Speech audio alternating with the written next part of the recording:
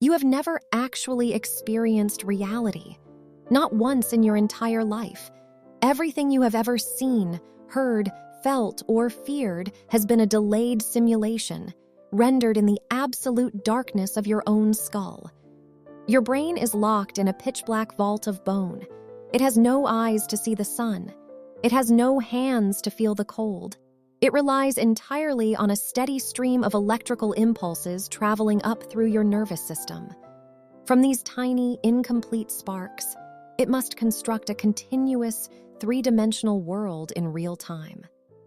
Imagine sitting alone in a windowless room underground.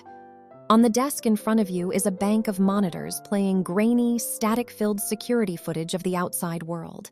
The cameras are cheap, the audio drops out, but based on those fuzzy screens, you have to guess whether it is raining, whether a crowd is cheering, or whether the building is under attack. That room is your mind. The grainy footage is your sensory input. And the desperate guessing, that is what you call your daily reality. Because processing every single detail of the world would require too much energy, your brain does not give you reality. It gives you a prediction. It takes a few pieces of data, fills in the blanks with your past traumas and deepest fears, and presents it to you as an absolute, undeniable fact. It sacrifices truth for the sake of speed and cognitive efficiency. And this evolutionary shortcut is exactly why you are so deeply exhausted. We can see the painful symptoms of this biological glitch everywhere, but nowhere more clearly than in the quiet moments when we are finally alone. Consider the midnight panic. You are lying in bed. The room is perfectly still. The mattress is soft, the quilt is heavy, and physically, you are completely safe from harm. Yet your heart is hammering against your ribs. Your breath is shallow. You are agonizing over an ambiguous email from your boss or a passing comment made by a friend 3 days ago. It feels as though you are drowning in a freezing ocean. The water is filling your lungs, the cold is biting your skin, and the panic is absolute. But the terrible irony is that you are sitting on dry land. The ocean does not exist. This happens because the amygdala, the ancient alarm system of your brain, cannot distinguish between a physical predator and a simulated social threat. When you imagine the worst-case scenario, your brain assumes the grainy security footage is real. It dumps cortisol and adrenaline directly into your bloodstream. You are fighting a brutal, exhausting war that exists nowhere except inside the windowless room of your skull. You wake up exhausted because, biologically, you spent the entire night running for your life. Then, there is the silent resentment we carry into our relationships. A subtle sigh from your partner. A text message that ends with a period instead of an exclamation mark. A fraction of a second where someone looks away while you are speaking. It feels like wearing glasses smeared with thick black mud and then screaming at the world for being so dark and dirty. You look at the people you love through the warped glass of your own insecurities. Psychologists call this a cognitive distortion, specifically mind reading. Your traumatized nervous system is terrified of abandonment. So, to protect you, it constantly scans the horizon for threats. When it finds a neutral piece of data, like a sigh, it refuses to believe it could just mean the person is tired. To save you from the shock of future betrayal, your brain forcefully injects meaning into the void. It tells you they are angry. It tells you that you are entirely unlovable. It forces you to live out the pain of a breakup that hasn't happened, simply as a rehearsal.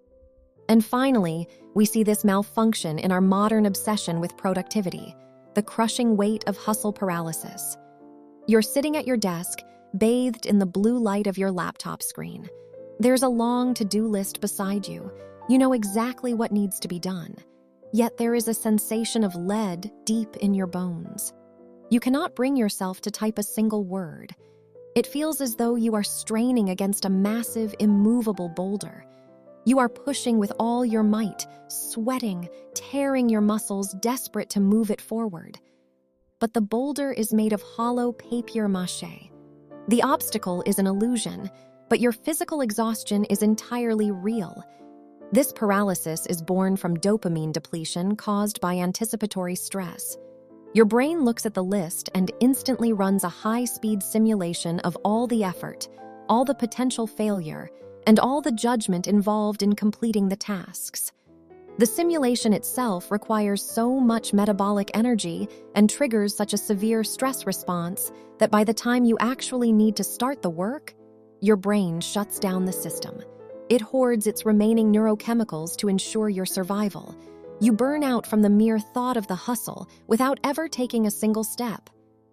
In 1931, the philosopher and engineer Alfred Korzybski introduced a concept that remains the sharpest weapon we have against our own minds. He said simply, "The map is not the territory. A map is just a representation. It is a drawing on a piece of paper.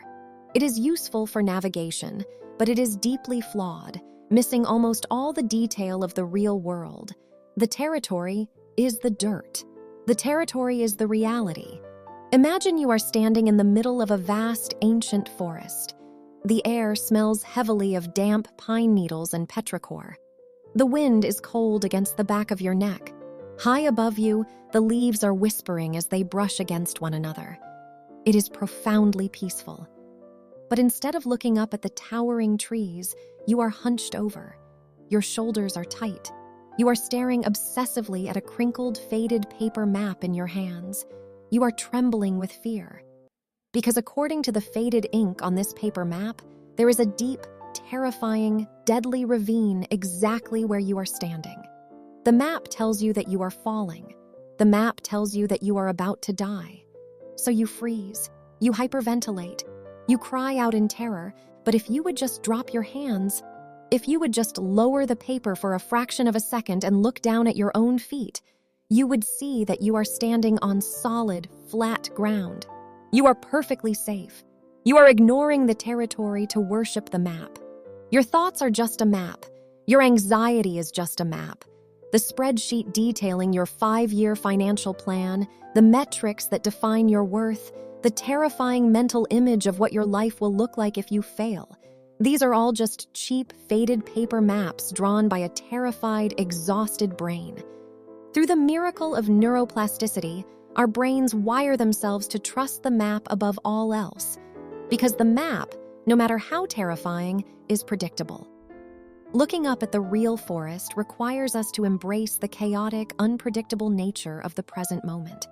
And to an exhausted nervous system, unpredictability equals death.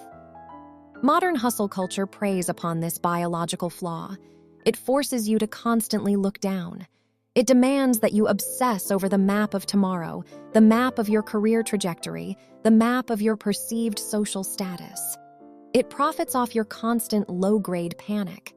But true power, true peace, is found in the territory. Slowing down means dropping the map.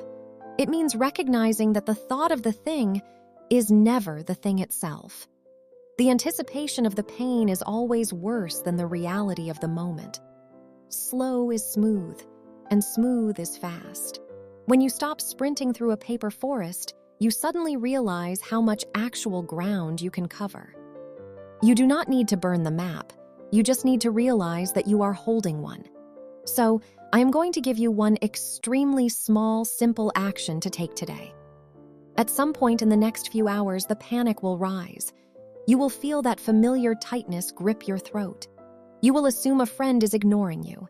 You will foresee a financial disaster. You will look at your work and feel the crushing weight of everything you haven't achieved. When that happens, I want you to mentally lower the paper. Create a tiny, microscopic gap between the stimulus and your reaction. Take a slow, deliberate breath and ask yourself one brutal question. Is this true? Or is this just my map? Am I actually drowning right now? Or is my brain just running a simulation? Is there physical evidence of danger, or am I reading grainy security footage in a dark room? When you ask this question, you perform a radical biological override.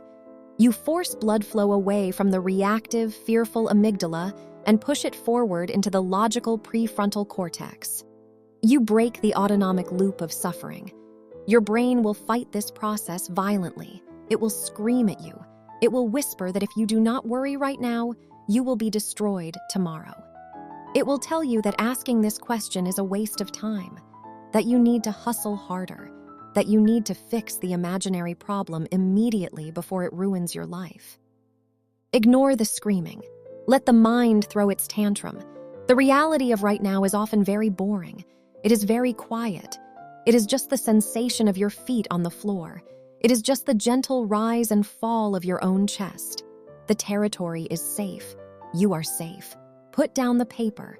Stay unrushed.